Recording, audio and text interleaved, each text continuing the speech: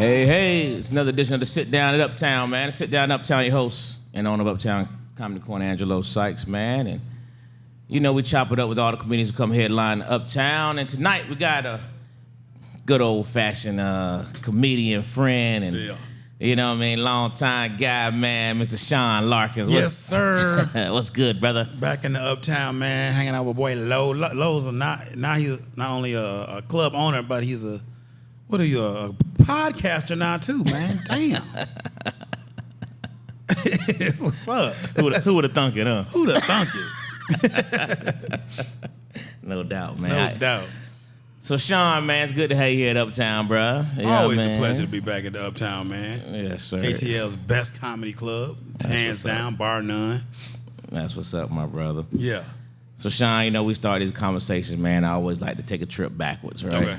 So, let's start off taking a little road back to a young Sean Larkins, man. Let's talk about, you know, where you originally from, man, Okay. siblings, and, like, growing up as a kid. What was it like for you?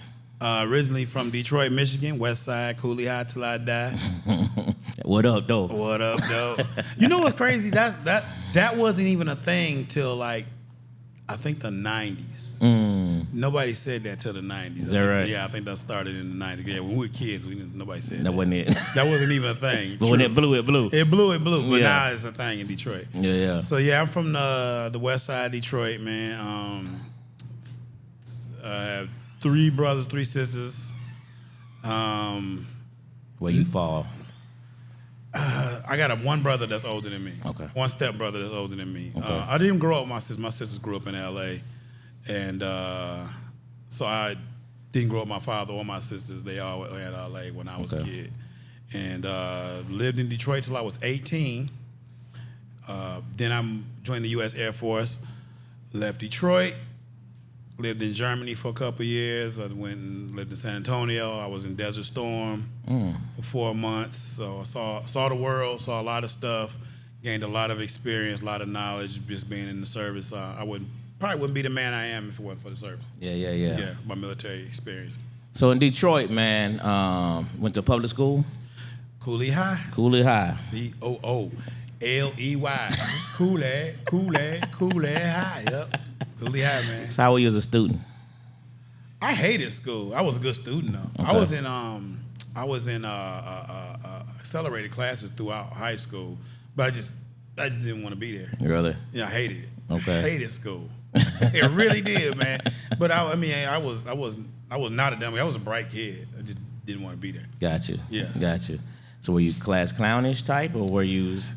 How were you in class? If I knew, I would say I was in high school. I would consider myself nerdy, like around my friends that I went to school. I mean, I was in my neighborhood. Yeah, then we turned up. Okay. But around people I didn't know, I was very quiet, reserved. But at lunchtime, it'd be on. Be on. That lunch table was something else, boy. I was a monster at that lunch table. Really? Oh yeah. we used to call it capping back in the day. So Okay. I was capping. Okay. You were capping. Somebody say something, I slide my lunch tray back. No, I'm just playing. No, too late now. Too late. I'm on your ass. So do the extracurricular in high school? I played some football, and I was on the swim team. Really? Yeah. Okay. Black folks do swim. We do swim, man. So crazy. Every public school in Detroit, we had a swim. You had a swim team. Yeah. Yeah, we had swim team in Detroit. We had golf team. I don't think we was a wrestling and damn sure with no hockey, but yeah, we had some very different sports. Yeah, I played swimming was harder than football. Really? Oh yeah, you use every muscle in your body in swimming. And our swimming coach she was a trip, man. It was 20 laps as soon as you got in the pool. Really? Before the practice even started. Oh wow. Yeah. Wow. So, yeah. Football was tougher swimming was a lot more strenuous than Strenuous, football. really? Interesting. I can see that, though, because swimming ain't no joke. Swimming is I mean, no you figure joke. when people do rehab, they do rehab in pools for a reason. Swimming is very, very great for your body. Yeah. Yeah. Okay. So you were high school, you swam, played a little football, didn't get in a lot of trouble. I was a virgin all throughout high school. Word? Yep. Okay. Yeah. You know how y'all you talk on the phone to girls all night? I never did none of that. Really? I ain't had no girls' numbers. I was straight lame in high school, man. All my friends, I was the only virgin around. All my friends sold dope. I never did none of that. Okay.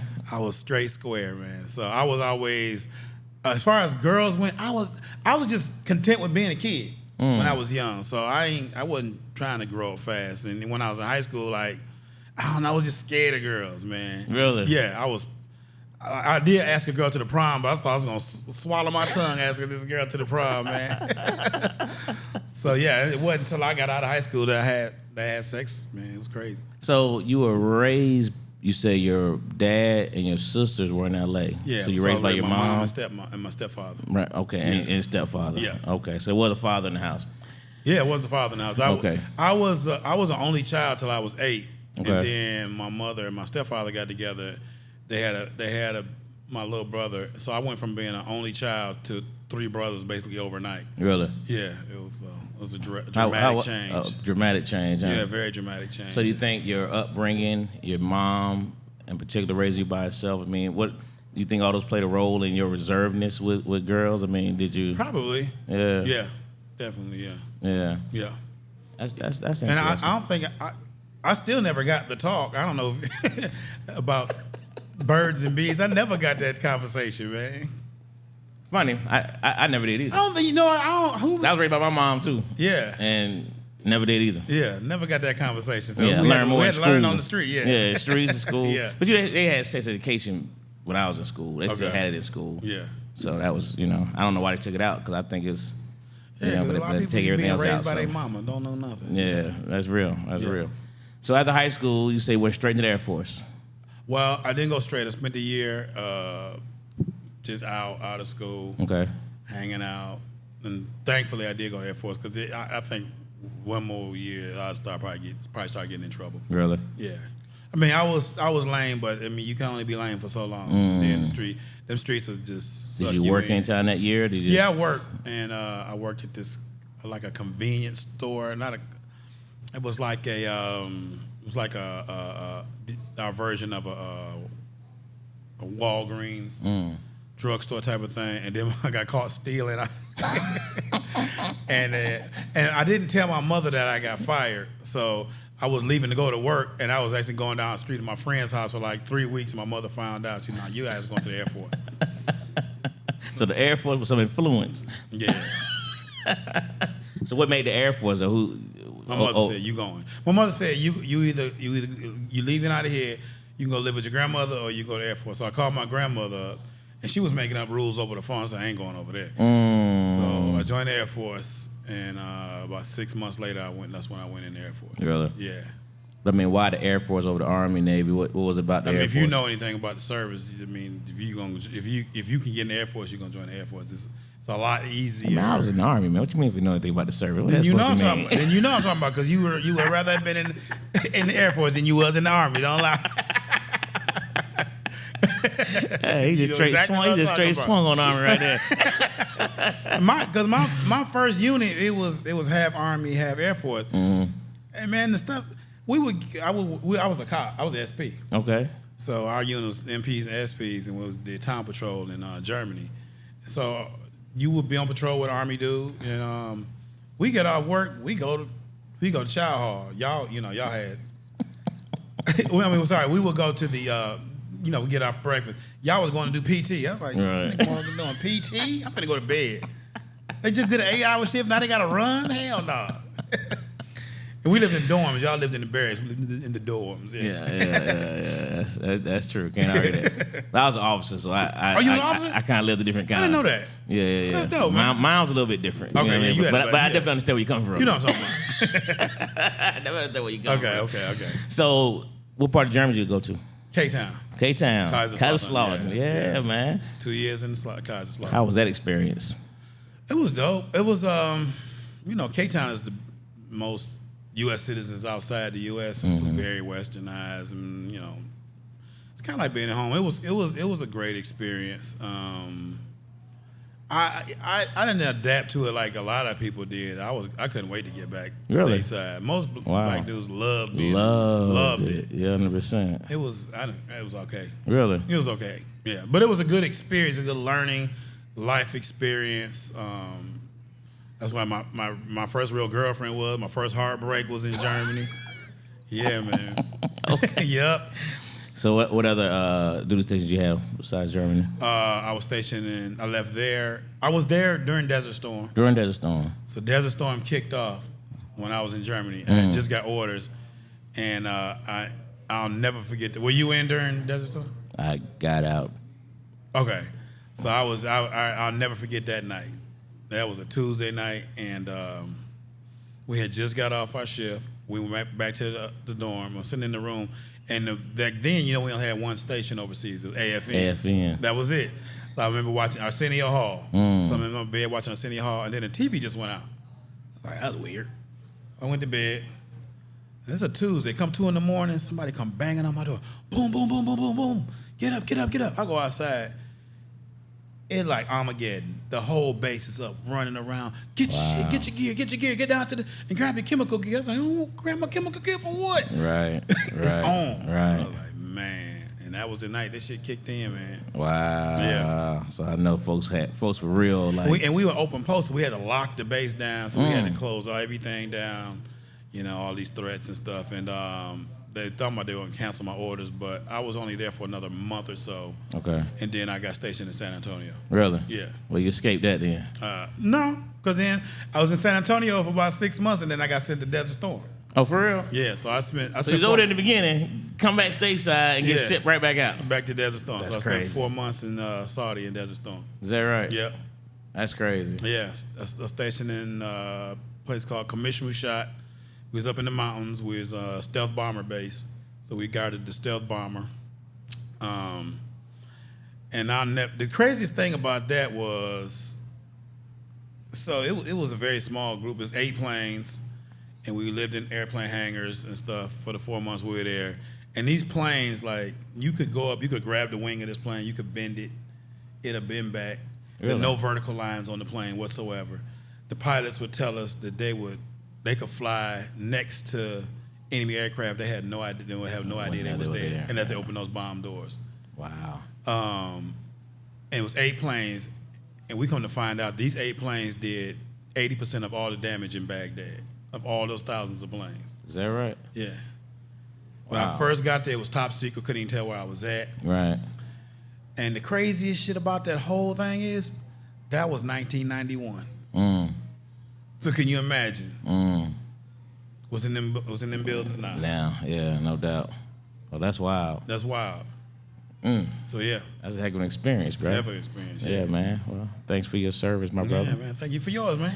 Yes, sir. Yes, sir. And my brother was over he was in Desert Storm at that time. Okay. My oldest brother. Yeah. Yeah. He was in the Army. Yeah. He was down there. It was definitely a scary time. Yeah, it was a scary time, Yeah. man. So I had some crazy experience when I got back from Desert Storm. These 2 dudes in my unit, they were screwing the same chick, right? So they wind up getting into this huge fight. One of them gets kicked out. So, but he can't leave town. He's on probation, so he can't leave town. So when I get back, I noticed that my ID is gone. Oh boy. So this dude, he stole my ID. Right. He stole another friend of mine's checkbook. He went to BX and wrote 8 checks with my name on it. Are you serious? Serious. Now you know how serious that was back then. Oh yes, sir. That was one of the worst things you could do is bouncing checks back in the military.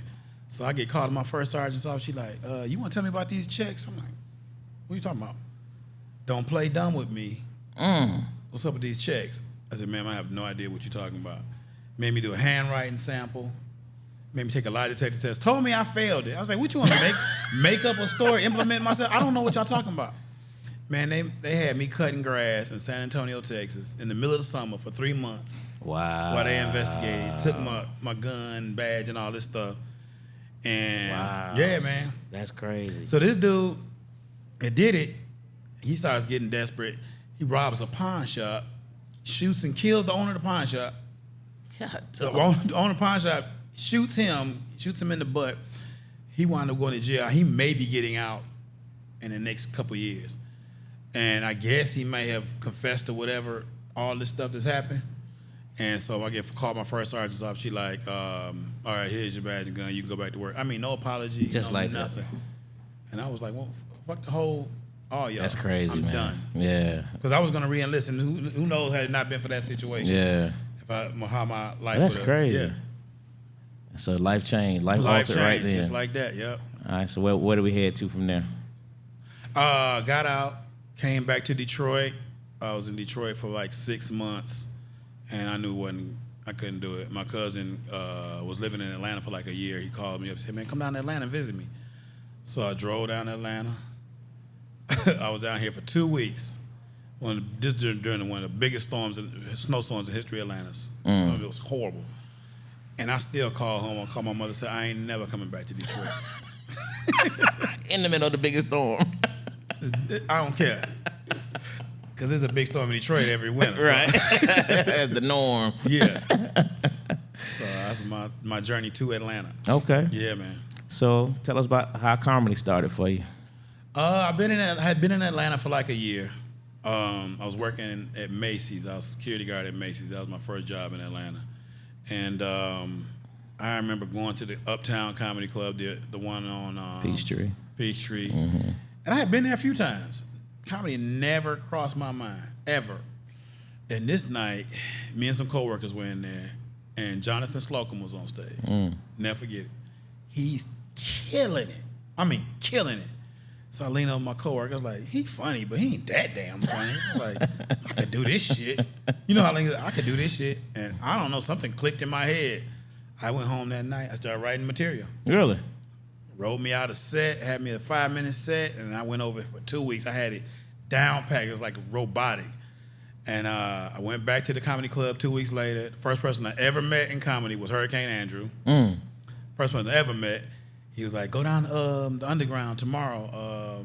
It's a place down there. You can do open mic. I get down there, put my name on the list. Professor Ray Grant was hosting the show. I was petrified. I was like, man, I ain't never.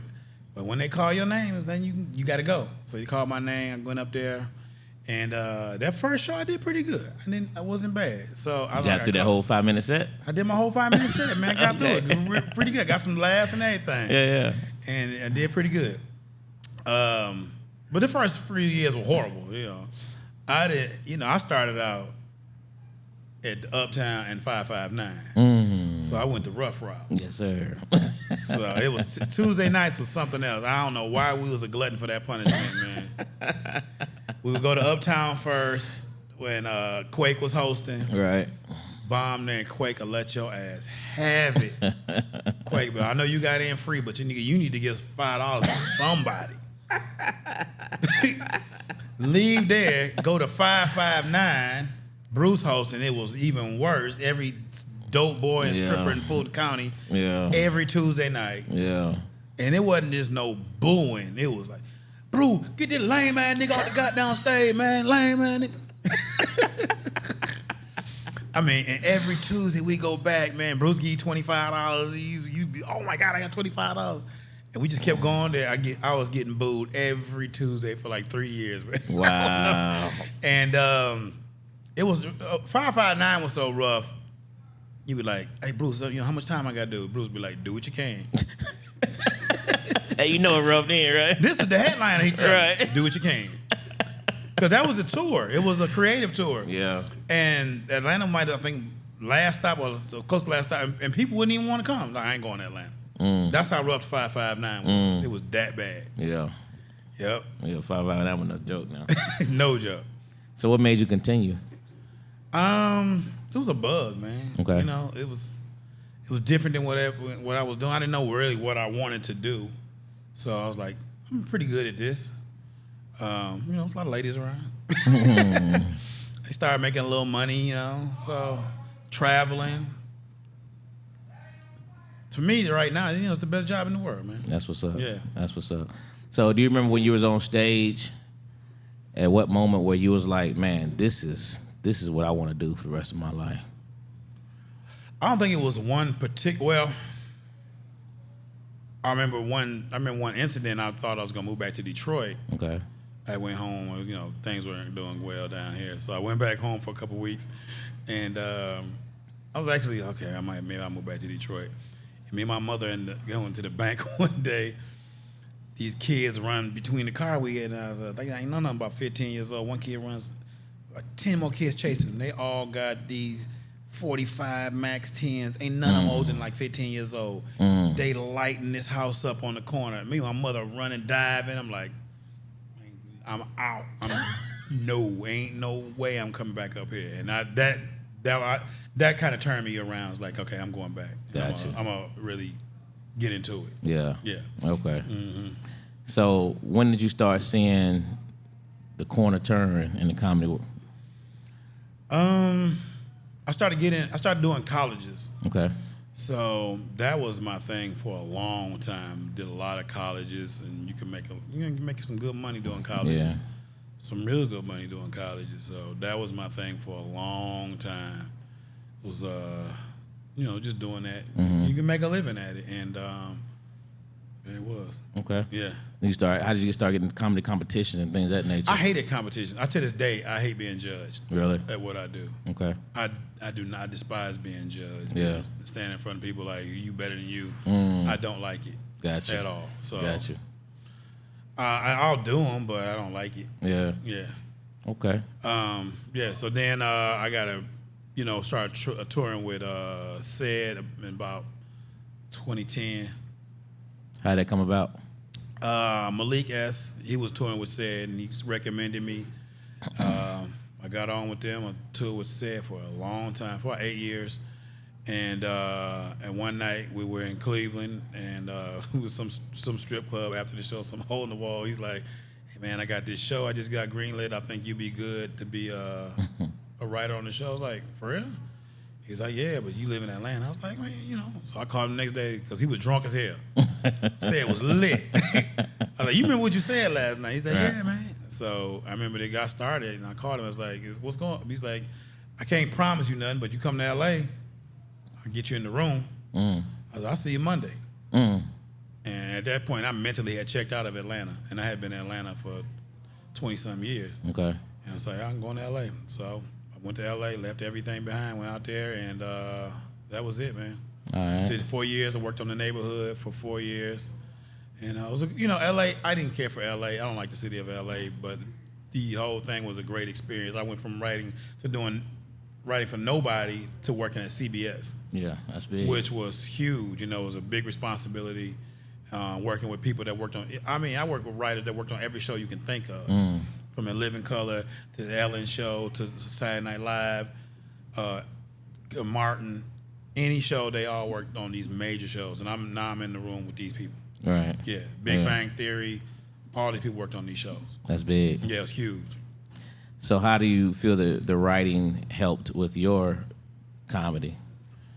Do you place those together? I think it's actually two. It's really two separate entities. Okay. I do know comedy, so as experienced as those guys were at writing, their structure and stuff was amazing. But I still know funny. I don't care how long I know what funny is. So I was always good in that aspect of it. The structure is something I had to learn. You're gonna always learn. Okay. Those people are great at what they do. Okay. But they don't know black culture either. Not whatsoever. So that's one of the problems in Hollywood is that you have these black shows with a room full of white writers, Right. and they don't know black culture. Right. Whatsoever. At all. Yeah. Yeah. So you need black people in these rooms Yeah. if you want things to look somewhat authentic, Do they care about actually those factors that they don't know the culture? Do they want to attract us, or do they feel like they just have the answer? I think before they didn't. Now you have to have black people in these rooms. But again, the problem is it's a good old boy system there too, because the head writer is gonna hire all his homies that he used to write with. So he's bringing the same people along, and it ain't about being racist. Them just his friends. He's comfortable working with these guys, and that was one of the issues. And so you still don't have these black writers a lot of times. Yeah. But you got to have. It was one show. A friend of mine. She worked for. Oh God. They just saw her online. They got her in because their show had one black character, a black kid, and they didn't know how to write for this black kid, so they needed her. Wow. So she the only black person in the room. You Wow. know, she said she hated it. Yeah. But the money is great. The money is great. Yeah. It's good. Yeah. Got it. Yeah. So what do you think now about the strike? I mean, what's your thoughts on it? Since that you was in those rooms with those people who are striking right now. That the execs are just greedy people. Okay. I mean, how many houses in Malibu can you buy? So it's justified because like people like us, we don't know all the ins and outs of that particular. I mean, I'm not an business. executive, and again, you need both sides to win. Sure. You can't. It's like NFL. Like, okay, yeah, you can't play no football without no players, but you ain't gonna have no league without owners either. Right. So you need both, but you got to work hand in hand. Like, yeah, I can't produce a TV show without the executives. They're gonna put it up, but you're not creative. You don't have the mind to do this. Yeah. And to write. So they don't. But they got the money though. Right. And they got tons of it. Yeah. But I guess they're gonna feel like they're gonna starve people out. For me, it's okay because I got other talents. Right. So Right. I can fall back on Right. stand up. Yeah. No and doubt. other things, you know. So when was your first time on TV for comedy? Comic View. Comic View. Yeah, I did 6 How was that experience? seasons of Comic View. It was good. It was Yeah. good for the time, yeah. Yeah. I think it could have done more. Had they would show us all the time on Comic View, but they never put our information on the screen. So people okay, I know, but who was my name? Was there information to put then? Or Yeah, you put my name. Oh, at least your name. At least my name, yeah. Okay. It wasn't no Wasn't no on social media, like nothing that, like social that, media yeah. at the time. No, but still, look, put my name up there. Okay. So the only people who really became household names during Comic View were the hosts because their names were going on stage all the time. Interesting. Mm-hmm. Interesting. So even though they would run us, they wouldn't put no information on the screen. Gotcha. So you knew people by face, but who is this guy? Yeah. Yeah. What's your thoughts on the reboot of Comic View? I don't have to see it. Okay. You know. Reserve judgment. Yeah. I mean, any outlet is great. Yeah. You know. Okay. Any outlet is gonna be great. Speaking of which, you came up in the grind pound world of comedy, right? When you hadn't hit club to club, jump in the car, roll out, things of that nature. And now you're in this world of social media where, guys come stars via their telephone. Like how is your adaptation to this world? It's tough because I didn't come up with a cell phone in my hand. So adapting to it is tough because I don't want to just look like everybody else online. I don't want to do what everybody else doing. So until I come up with my own thing, because I see older comedians and they just try and they look ridiculous.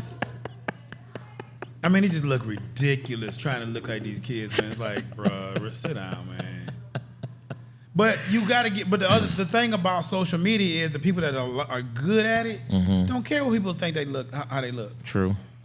Because some of the biggest names out there, I mean, I'm not putting on no wig, but someone put on a wig all the time. Yeah. And they huge. They selling out clubs all damn day. Facts. So what do you do? And we had this debate with other comedians. It's like, listen, we can sit here and bitch about it all day, but we ain't going back to no flip phones. Them days is over. So what you gonna do? You gonna sit here and cry about it, or you gonna figure it out? Right. Better figure something out. Right. Because it ain't going nowhere. They were not going back to no flip phones, bro. That's a true story there, Yeah, bro. because we had talked about this online the other day. So one comedian's like, man, these comedy clubs, they lazy. These comedy club owners lazy. They don't develop talent no more. And my response was, do you blame them? I mean, yeah. If you own a club, what are you gonna do? You gonna book a veteran comedian? You know he gonna kill it all weekend. Crowd gonna love it. It might be a 70%. Or you gonna get one of these internet comedians who probably ain't gonna be horrible, but they got to add 3 shows to the damn weekend. That's how bad people want to come. Right. That's real. So it's unfortunate too, man, because you know, owner, you can speak to that more than I can. Yeah, I mean, I get those comments all the time. Yeah. You know what I mean? And I hate telling veteran comedians that you don't have them numbers. Funny doesn't matter anymore. It don't. Yeah, and it's sad. It's sad. I hate saying it. Yeah. But it's so true. It's unfortunate. Yeah. But people not gonna come because you're funny. You know what I mean, I think we have some of the funniest comedians in the world to come through here, but if these folks don't know you, and we're not in a small market where people just come out regardless. Right. You know what I mean? We're in a big market where there's so many places. Well, there's like 5 comedy clubs here now. Yeah, it's just, you know what I mean? So it's rough, man. Yeah. And I hate it. I really do. Because I love comedy. Yeah. So I hate it. You know what I mean? I think what you have to do, you have to find other avenues. You have to join forces. Like me and some other comedians are like, let's do some stuff together.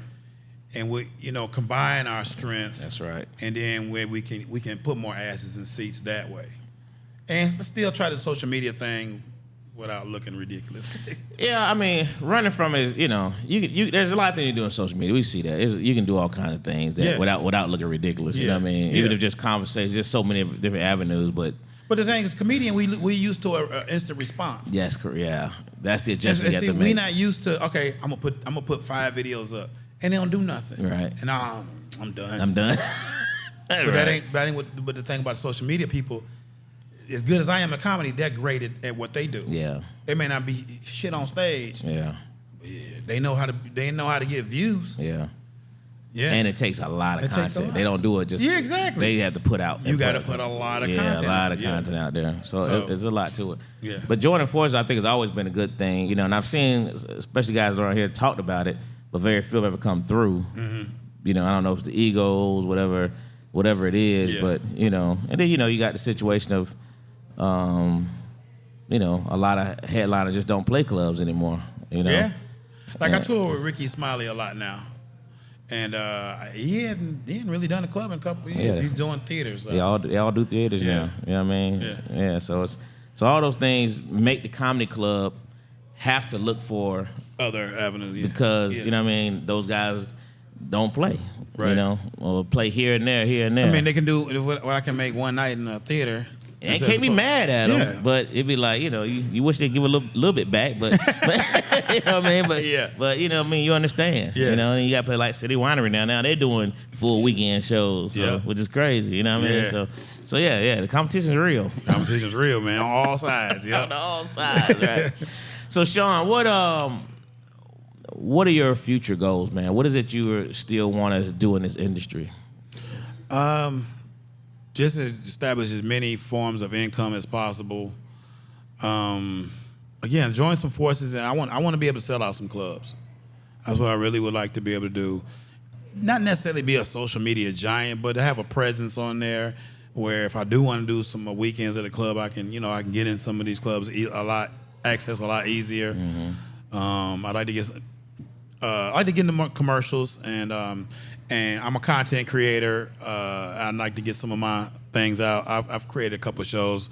One show I created was called D-Boys. I had a lot of comedians in that, and another show I had called Off the Chains, which is a reality show on a slave plantation in the 1800s. It's nuts, yeah. It's nuts. Oh, man. Wow. That sounds interesting. Stupid. Yeah. So I'm trying to get that. We shot that. I'm gonna put that out online. Also just shot a special, myself, Marvin Hunter, Blame the Comedian, and I got Ricky Smiley. He hosted it for me, man. Okay. Came through, showed love. We got that. So we're trying to sell that project right now, Good too. Deal. Yeah. Good deal. Mm-hmm.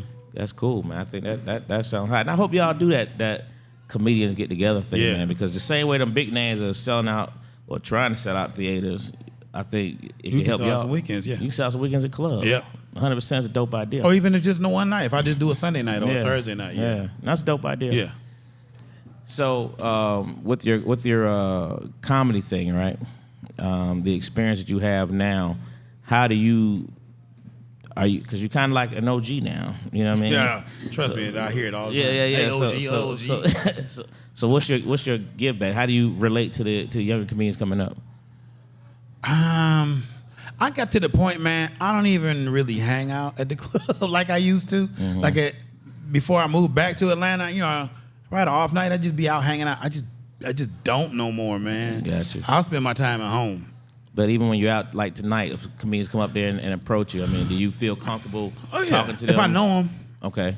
Yeah, the ones I know. Or I watch. Okay. You know, you can learn. I've tagged people's material all the time. Okay. Yo, just say this, say this, say this. Okay. You know, I'm good with that. Gotcha. Yeah. How long you been doing art? I started in the pandemic, man. Did you? I never did it before until the pandemic. Really? Yeah, never. Wow. But I had a lot of stuff in my head. I was like, you know, I had a lot of time on my hands. Okay. So we did it. Okay. Yeah. So you do it for just pleasure, or do you sell it? What do you do with it? I actually sold some stuff. I was doing accent walls, wall art. Okay. So I actually got to the point people started saying, "Hey man, could you do my wall? Could you do my wall?" So, yeah. Really? So I did a couple actors. Tone Bell, I did his homes.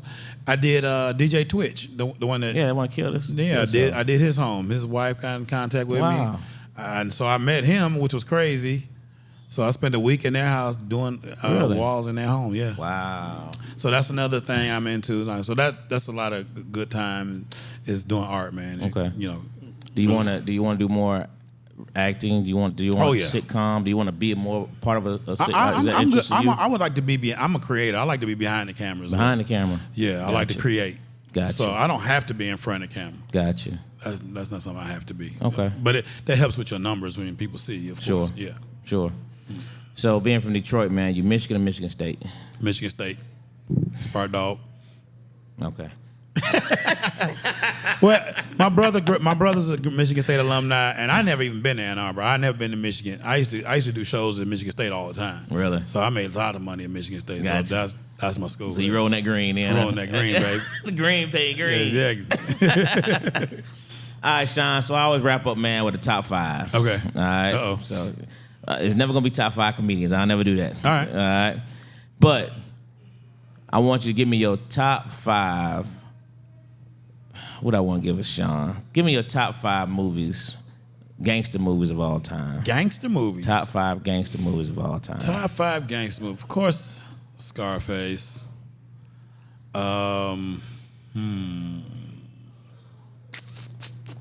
5 gangster movies. Oh man. Wow. You caught me on the spot here. I liked. I guess I watched it last night. Donnie Brasco. That was a good game. Donnie Brasco's a really good movie. That's a really good movie, Yeah. man. Let me think. Is Boys in the Hood a gangster movie? Absolutely. Okay, Boys in the Hood, man. It ain't gotta be Italian mafia. It ain't you know gotta what be I mean? Italian mafia, just, these boys think they gangbangers, so you know. The Boys in the Hood. Okay. I like what's the Training Day was good.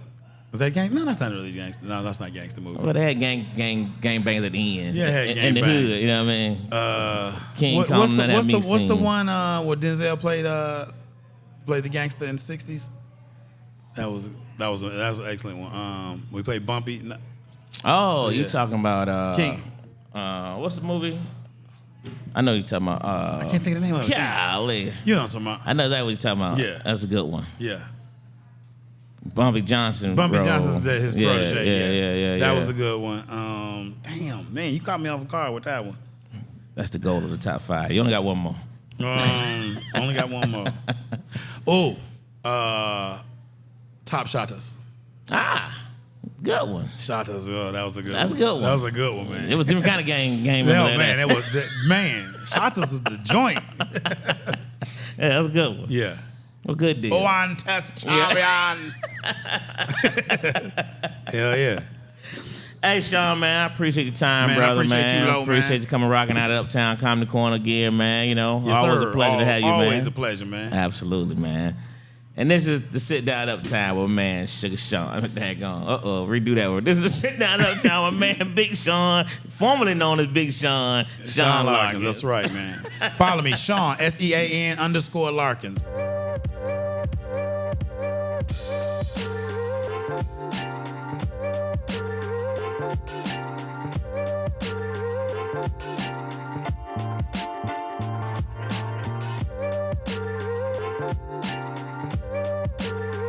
man.